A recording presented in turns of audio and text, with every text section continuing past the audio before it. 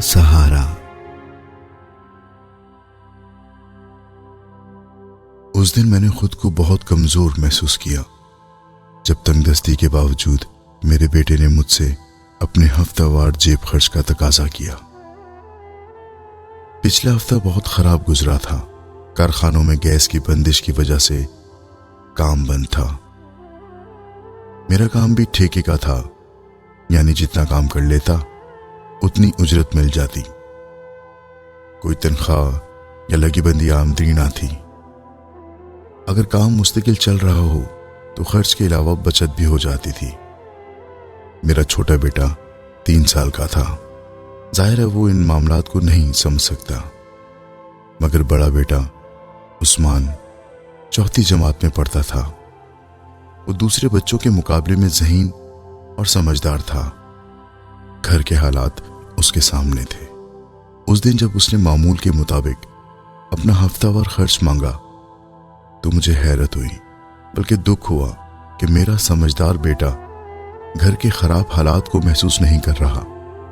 मैं जो ये सोचा करता था कि उस्मान बड़ा होकर मेरा दस्तबाजू बनेगा, मगर सच्ची बात है उस दिन मुझे लगा कि मैं अकेला हूं और मरते दम तक मुझे रोजगार के लिए जद्दोजहद करना पड़ेगी। मैंने ठेकेदार से 2 दिन पहले ही 1000 रुपए एडवांस लिए थे। मैंने जेब से 100 का नोट निकालकर उस्मान की तरफ बढ़ाया तो उसने एकदम से नोट ले लिया। उसकी आंखें चमकने लगी और वो बोला, पापा जिंदाबाद। मुझे पता है कि आपके पास पैसे कम हैं, लेकिन जब बिल्कुल नहीं होंगे तो मैं आपसे कभी पैसे नहीं मांगूंगा। बेटा जब तक है ले लिया करो। अगले दिन और मुश्किल में गुजरे। ठेकेदार खुद माली मुश्किलात का शिकार था, इसलिए एक दिन वो चुपके से गायब हो गया। उसने अपना मोबाइल फोन भी बंद कर दिया। मेरे घर में तो नौबत फाकुन तक आन पहुंची। मैं अकेला इस मुश्किल में नहीं घिरा हुआ था। मुझ जैसे हजारों लोगों के चूल्हे ठंडे हो चुके थे जो फैक्ट्रियों में काम कर रहे थे। सर्दियों का मौसम था, गैस का प्रेशर कम हो चुका था। मजदूर तबका सड़कों पर निकल आया।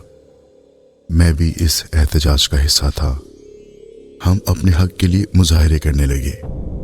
फिर उन मुजाहरों में तशद्दुद हुआ। पुलिस ने जुलूस को रोकने की कोशिश की। मुजाहिरीन मुश्तइल हुए तो पुलिस उन पर टूट पड़ी। मुझे इसके बाद सिर्फ इतना याद है कि मेरे सर पर एक डंडा पड़ा और मैं बेहोश होकर सड़क पर गिर पड़ा।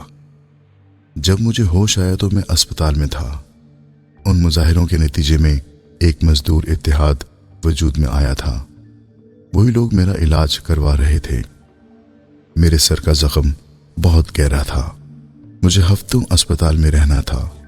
मैं सोचता था कि घर के अखराजात किस तरह पूरे हो रहे होंगे।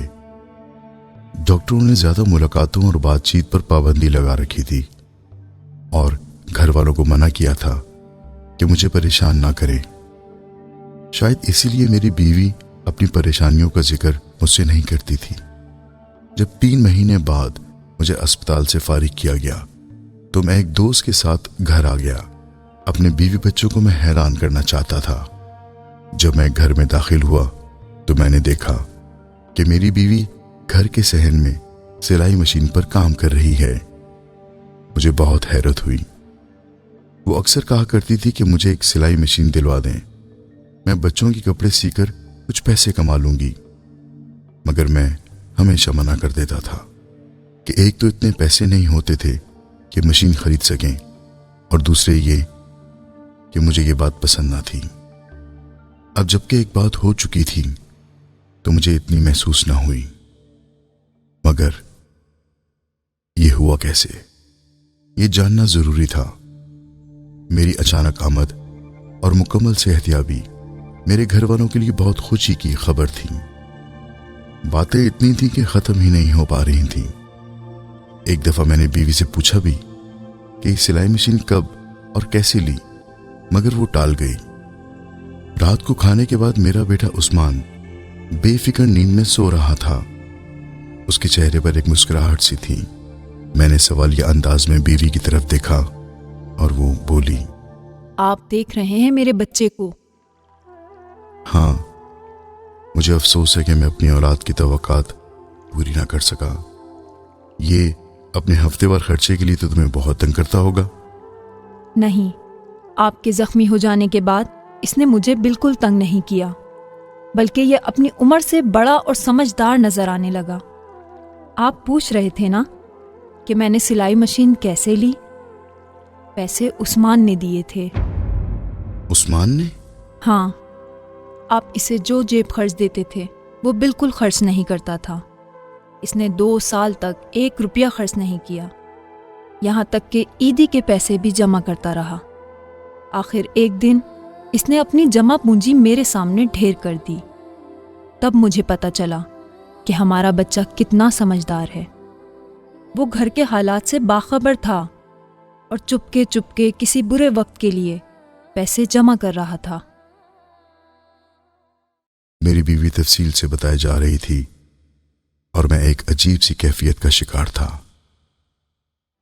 میں سمجھتا تھا کہ عثمان کو میرے حالات کا اندازہ نہیں ہے، جبکہ در حقیقت وہ میرا دست و بازو بننا چاہتا تھا، اور آخر اس نے اپنی عمر سے بڑھ کر اس بات کو ثابت کر دیا تھا۔ میں نے عثمان کی جمع پونجی سے مشین لے لی۔ بازار سے کپڑوں کے ٹکڑے بھی مل گئے، جن سے میں نے بچوں کے کپڑے تیار کر کے فروخت کرنا شروع کر دیے، اور اس سے گھر کی گزر بسر ہونے لگی۔ اب میں چاہتی ہوں کہ آپ میرے تیار کپڑوں کو ہفتہ وار بازار میں فروخت کیا کریں۔ مجھے امید ہے کہ اللہ ہمیں اس کام میں بہت برکت دے گا۔ میری آنکھوں میں آنسو جمع ہونے لگے۔ میں نے آہستگی سے اپنے بیٹے کے ماتھے پر پیار کیا۔ واقعی میرا بیٹا میرا سہارا بن چکا تھا۔